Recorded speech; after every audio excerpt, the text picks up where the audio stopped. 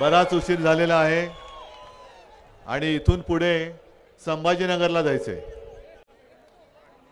तुम्हाला एकच प्रश्न विचारतो, तुम्हाला तुमच्या डोक्यावरती बसणारा आमदार पाहिजे का तुमच्या समोर नतमस्तक होणारा आमदार पाहिजे? तुम्हाला कसपटासारखा समजणारा आमदार पाहिजे की तुम्हाला देव मानणारा आमदार पाहिजे? मी मुद्दामून उदय सिंग साठी आलेलो आहे, कारण जी काय गद्दारी झाली त्या गद्दारीमध्ये हे सुद्धा खोके घेऊन जाऊ शकते, पण त्यांनी कन्नडला डाग लागू दिला नाही, गद्दारीचा कलंक लागू दिला नाही।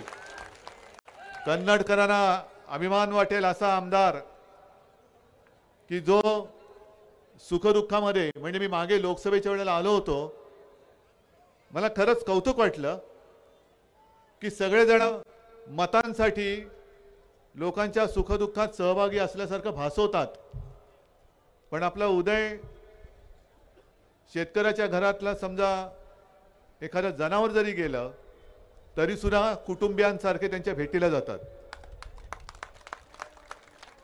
आणि उदयने तर कन्नडला कलंक लागू दिला नाही। मग आता कन्नडकरांनी ठरवायचंय की नाव तेजस्वी ठेवायचे आपल्या मतदारसंघाचं, की जो आपल्याबरोबर निष्ठेने राहिला त्याच्यापेक्षा दुसरा कोणतरी निवडून देणार तुम्ही? मला आश्चर्य वाटलं की संभाजीनगर हा शिवसेनेचा बालेकिल्ला, दरवेळेला आपण इकडनं लोकसभेला निवडून येतो, दरवेळेला कन्नडमधनं आघाडी मिळते, पण गेल्या वेळेला इकडे आपल्या खैरे साहेबांना आघाडी मिळू शकली नाही, याची खंत आणि याचं दुःख मला आहे। ठीक आहे, तो एक निवडणुकीचा काळ होता, पण आपण कोणाला निवडून दिलं हे नंतर लोकांना कळलं। जो कोणी निवडून गेलेला आहे तिकडे त्यांची आणि आपल्या निष्ठावान शिवसैनिकाची बरोबरी होऊ शकते। अरे जो खोके घेऊन तिकडे गेला तो तुम्हाला धोके देऊ शकणार नाही। ज्यांनी शिवसेनेवरती वार केला, शिवसेना म्हणजे आपल्या राजकारणातली आई, जो आईवरती वार करतो त्याला आपण निवडून देऊ शकतो। आणि म्हणून मी मुद्दामून एवढ्यासाठी चाललोय की मला अभिमान वाटतोय उदय सिंगचा। त्यांना सुद्धा खोके दाखवले गेले नसतील असं नाहीये, त्यांना सुद्धा धमक्या दिल्या गेल्या नसतील असं नाहीये, पण काय वाटेल ते हो, मी विकला जाणार नाही। मी कन्नडचा आमदार आहे, त्यांना अपमान होईल, त्यांच्या मताचा अपमान होईल असं आयुष्यात माझं कधी घडणार नाही, या निष्ठेने उदय सिंग आपल्या सोबत राहिले। आज बरोबर माझ्यासमोर इकडे या बाजूला सगळे बांधव आहेत, या बाजूला सगळ्या मोठ्या प्रमाणात भगिनी बसलेले आहेत। मोदीजी येऊन गेले संभाजीनगरमध्ये, आता जाता जाता ते काय काय बोलले ते मी वाचणार आहे आणि काय उत्तर द्यायचं मी त्यांना देणार आहे। मी काय सोडणार नाही, अजिबात सोडणार नाही। पण निवडणूक झाल्यानंतर यांना अचानक तुमची आठवण आली, 1500 रुपये तुम्हाला देत आहेत, पण कोल्हापूरचा यांचाच तो जो कोण आहे, काय त्याचं नाव, माझी जोरात बोला ना, पोचले ना तुमच्यापर्यंत, ही अशा वृत्तीची माणसं। मग त्यांनी काय सांगितलं की जे महाविकास आघाडीच्या सभेला माता भगिनी जातील त्यांचे फोटो काढा जरा, म्हणजे पैसे आमच्याकडनं घ्यायचे आणि त्यांच्याकडे जायचं, त्यांना मत द्यायचं, असं नाही चालणार। त्या महाडिकला मुन्ना म्हणतात, आपल्याकडे सुद्धा होता काही काळ, पण बेडकासारखा उड्या मारतो इकडून तिकडे तिकडून तिकडे तिकडून तिकडे। रोज सकाळी उठल्यानंतर त्याला विचारावं लागतं की आज कुठे आहेस रे बाबा, कोणत्या पक्षात आहेस? त्या मुन्ना महाडिकला मी सांगतोय की इकडे माझ्या आशीर्वाद द्यायला आलेल्या माता भगिनी आहेत आणि त्याच्यात अनेक मुस्लिम सुद्धा माझ्या भगिनी आहेत। यांचे फोटो पाहिजे तर मी इकडून काढून पाठवतो, पण यांच्या केसाला जरी धक्का लागला तरी मुन्ना तुझा हात मी जागेवर ठेवणार नाही, कारण आज महिला असुरक्षित आहेत। 1500 रुपये तुम्ही जरूर देताय, पण महिलांना पैशापेक्षा त्या सुरक्षित राहणं गरजेचं आहे। अमित शहा जे काय फिरतायत आणि मला त्यांनी सांगितलं बरेचसे विषय मी संभाजीनगरला घेणारच आहे, त्यांना मी सांगतोय की तुम्ही देशाचे गृहमंत्री आहात, पंतप्रधान सुद्धा देशाचे आहेत. तुम्हाला देश तुम्ही वाऱ्यावर सोडलाय. माझ्या महाराष्ट्रातल्या माता भगिनींची सुरक्षा तुम्हाला काही त्याची चिंता नाही, त्याची पर्वा नाही. त्यांची मतं तुम्हाला पाहिजेत. पण त्या जेव्हा आक्रोश करतात की आमच्यावरती अत्याचार होतोय, तुम्हाला लक्ष द्यायला वेळ नाही.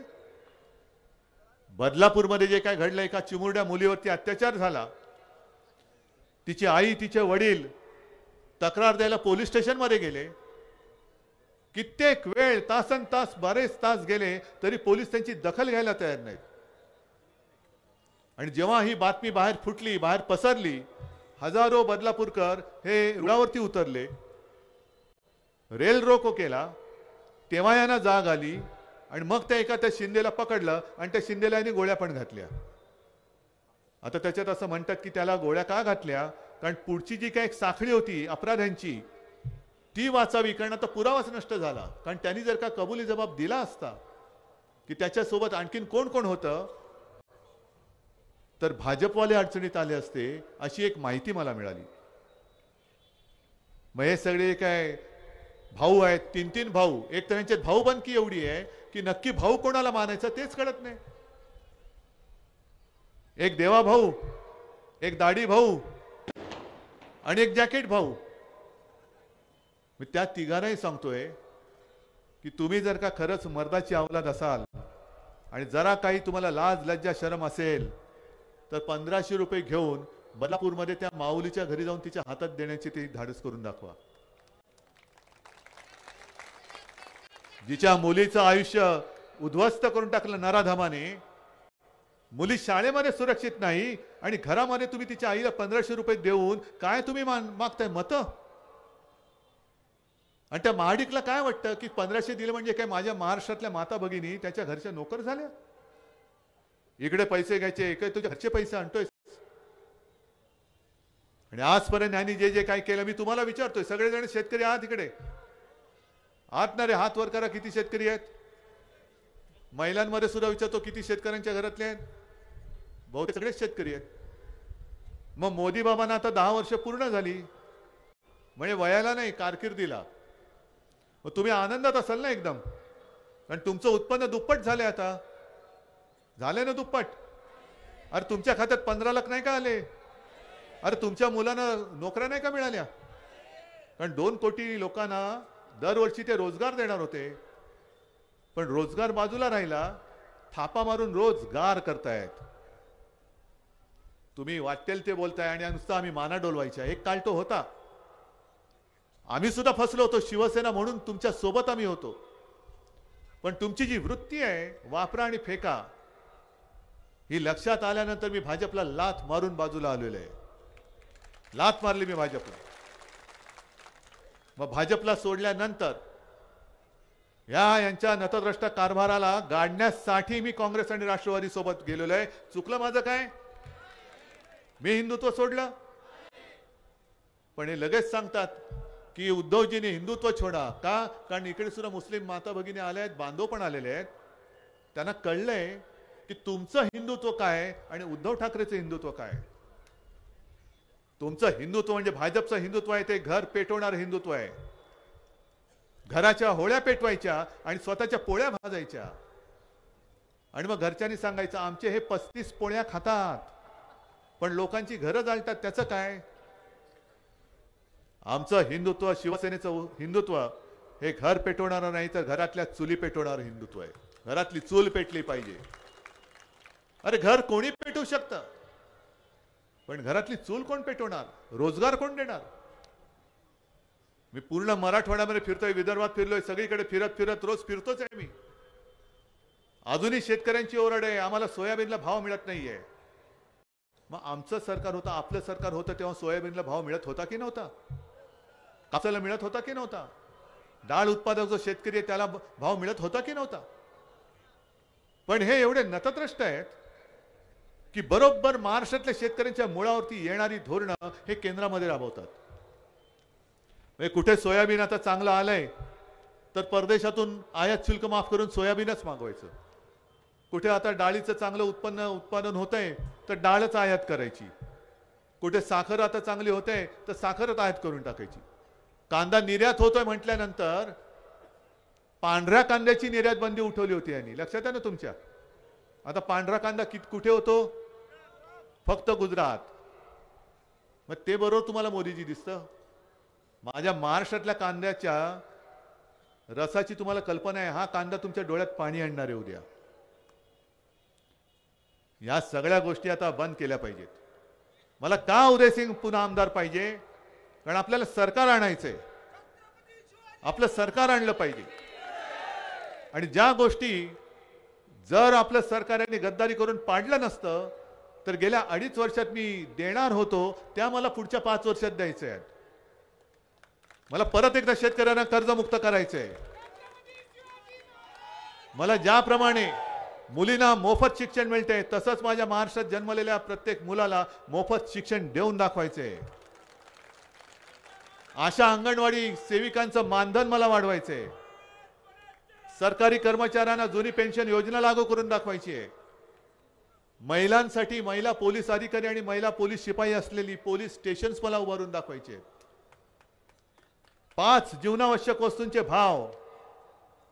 चंद्रकांत खैरेजी तुम्ही मंत्री होतात आपल्या मनोज जोशींच्या मंत्रिमंडळात, तेव्हा आपण 5 जीवनावश्यक वस्तूंचे भाव, तेल, तांदूळ, गहू, साखर आणि डाळ, जे रोज आपल्याला आयुष्यात जेवताना लागतात, त्या 5 जीवनावश्यक वस्तूंचे भाव मी शेतकऱ्याचं नुकसान होऊ न देता पुढची 5 वर्ष स्थिर ठेवून दाखवणार, म्हणजे दाखवणार आहे. 25 लाखापर्यंत कॅशलेस मेडिकल सेवा तुम्हाला द्यायची आहे. मला प्राथमिक जी काय औषधं लागतात डॉक्टर लिहून देतात की प्राथमिक औषधं तुला पाहिजेत ती सुद्धा आपल्याला तुम्हाला मोफत द्यायची. ज्यांना आवश्यकता लागेल, एक तर कोणाला लागू नये, सगळ्यांना उत्तम निरोगी दीर्घायुष्य लाभो, पण जर गरज पडली तर ती मोफत औषधं तुम्हाला द्यायची आहेत. या सगळ्या गोष्टी मला करायच्या आहेत.